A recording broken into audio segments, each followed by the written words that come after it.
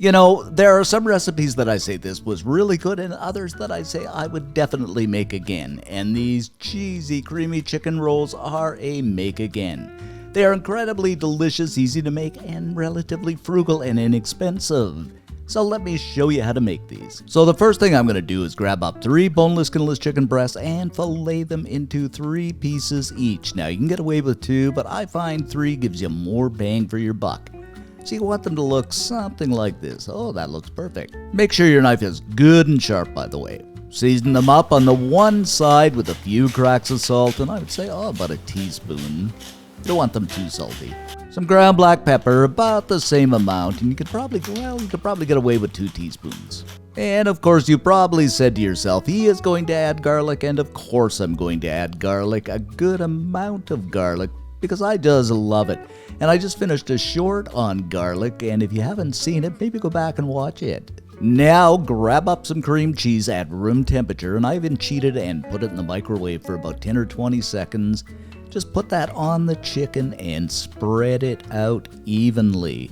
Now here's the mistake I made. I just got ordinary cream cheese, but next time I would get herb and garlic cream cheese or another flavor. And of course we're going to do this for each piece and be good and generous with it because this is what adds the creaminess to the chicken rolls. Next up, a good layer of mozzarella, and you're gonna say, Dave, this is looking like a lot of cheese. And of course, yeah, it is gonna be a lot of cheese, but it's gonna be good. Some sun-dried tomatoes, and you can get these in a jar, and they are relatively inexpensive and last forever and ever, amen.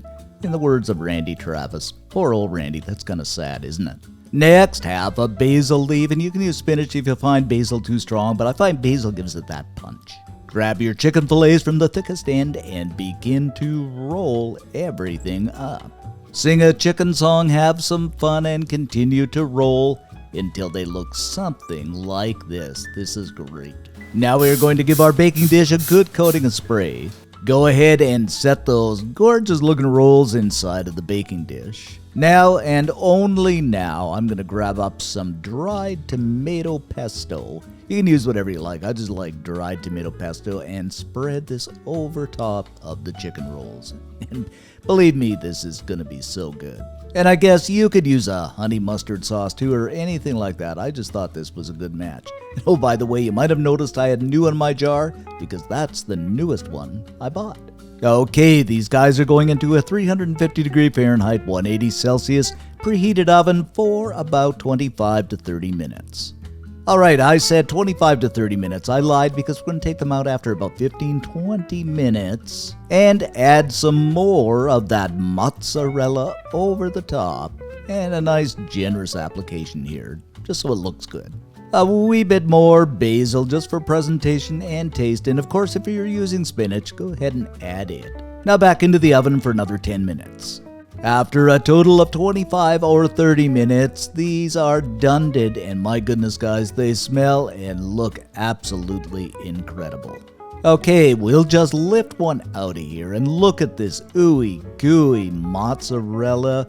Oh my goodness, the cream cheese, the chicken is done perfectly. What else can you ask for? They look good. Let's go ahead and plate these up. And there they be, my friends, our easy, creamy, cheesy chicken rolls. I mean, it really does not get any better. And you bite into these, I mean the cream cheese, the mozzarella, the basil, the sun-dried tomatoes. It is just a palate experience. Absolutely incredible. Simply a must-make and something I am going to make again, and you will make again too. I guarantee you. And like I say in every video, if you do like what you saw and it really does help us, give us a like, and if you're so inclined, subscribe.